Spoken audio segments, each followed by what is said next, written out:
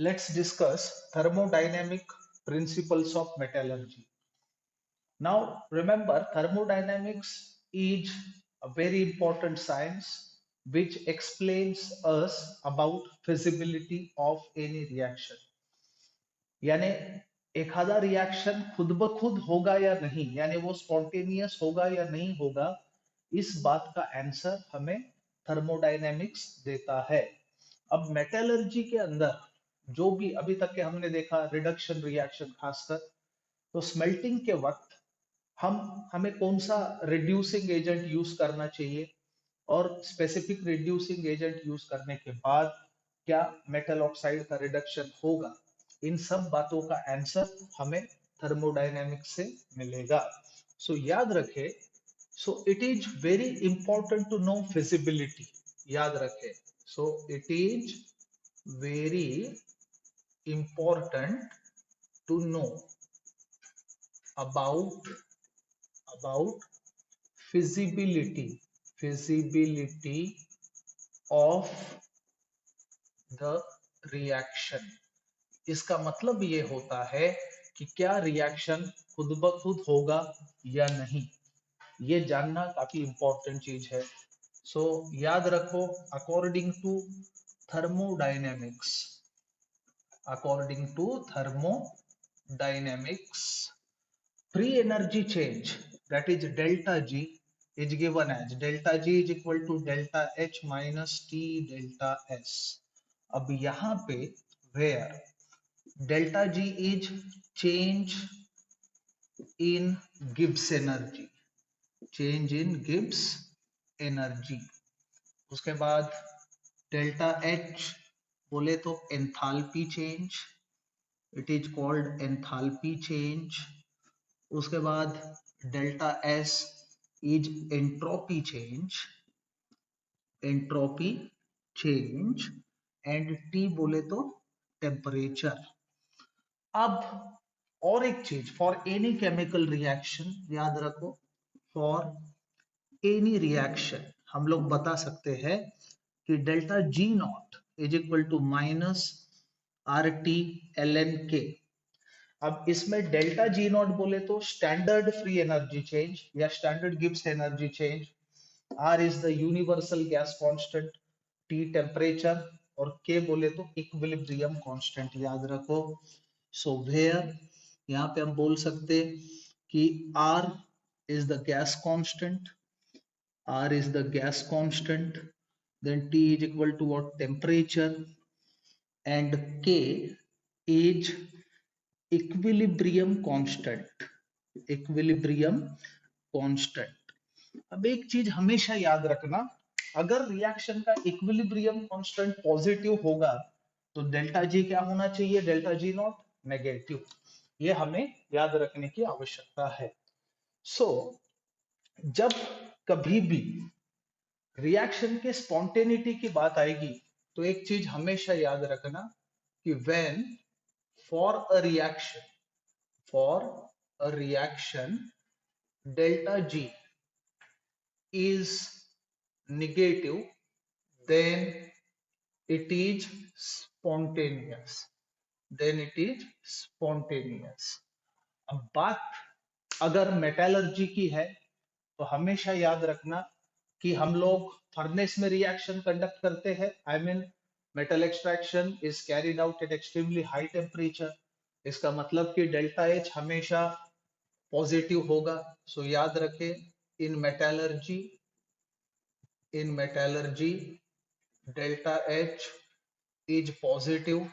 उसके बाद delta S यानी entropy change is positive as well, but at high temperature, अगर टेम्परेचर बहुत ज्यादा है, but at high temperature T delta S exceeds delta H, thus delta J is negative and reaction is spontaneous। यानी ऐसी कोई भी reaction जिसके लिए डेल्टा जी निगेटिव है, वो रिएक्शन खुद ब खुद होगा, स्पॉन्टेनियस होगा। लेकिन अगर किसी रिएक्शन के लिए डेल्टा जी पॉजिटिव होता है तो वो नॉन स्पॉन्टेनियस रिएक्शन होगा। लेकिन ऐसे रिएक्शन को हम स्पॉन्टेनियस करा सकते हैं दूसरे रिएक्शन के साथ कपल करके, याद रखना।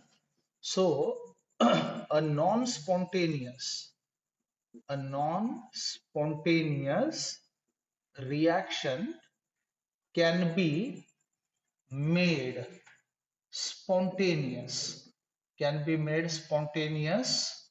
by coupling with by coupling with another reaction with large negative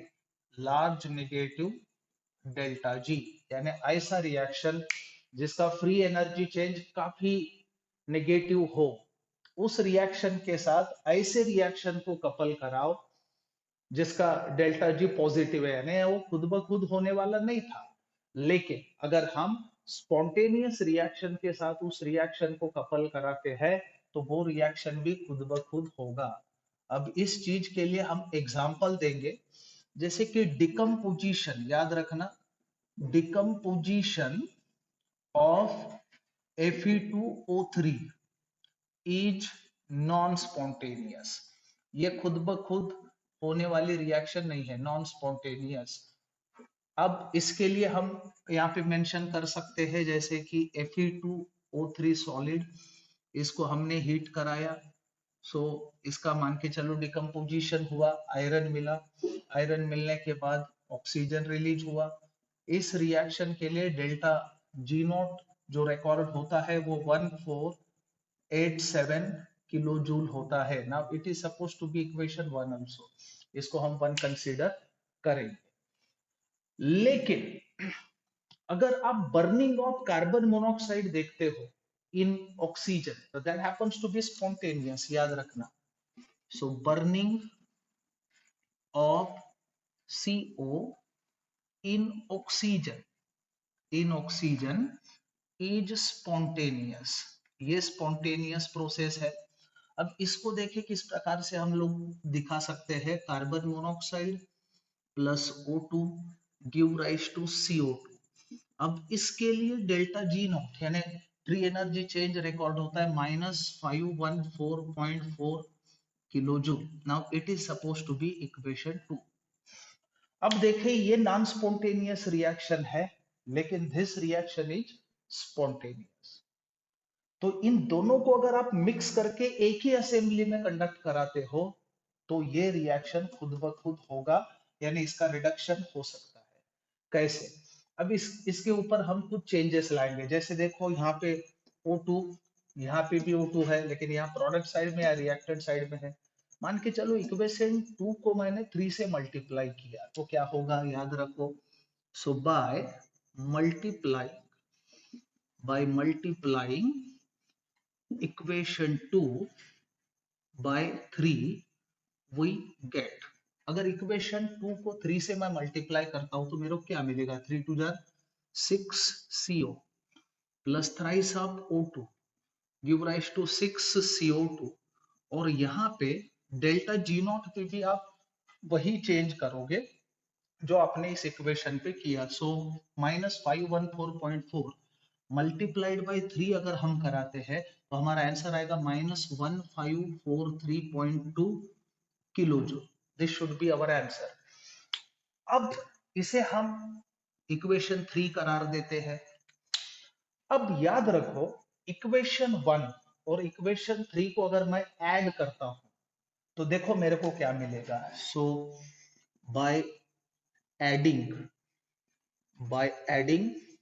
equation 1 and equation 3 we get 1 और 3 को अगर हम ऐड करते हैं तो हमें क्या मिलेगा। So we will have Fe2O3 plus 6 CO give rise to 4 Fe plus 6 CO2। और इस स्पेसिफिक केस के लिए डेल्टा जी देखिए क्या निकलेगा, it happens to be -56.2 kilo joule, यानी हमें इन दोनों डेल्टा जी को भी ऐड करना होगा, दिस प्लस दिस, तो हमारा आंसर -56.2 किलो जूल निकला। यानी जब हम इन दो रिएक्शन को एक ही असेंबली में कंडक्ट करते हैं तो हमें ये रिएक्शन मिलता है, और इस रिएक्शन के लिए डेल्टा जी नॉट नेगेटिव निकल के आता है। इसका सीधा मतलब ये है, भले ही ये रिएक्शन नॉन स्पॉन्टेनियस हो, लेकिन ये रिएक्शन स्पॉन्टेनियस कहलाएगा। सो इस प्रकार से थर्मोडायनेमिक्स की अगर आप हमारे पास स्टडी हो तो हम जान सकते हैं कि कौन सा सूटेबल रिड्यूसिंग एजेंट यूज कर किया जाना चाहिए in order to reduce the metal oxide to metal. So it was all about thermodynamic principles of metallurgy.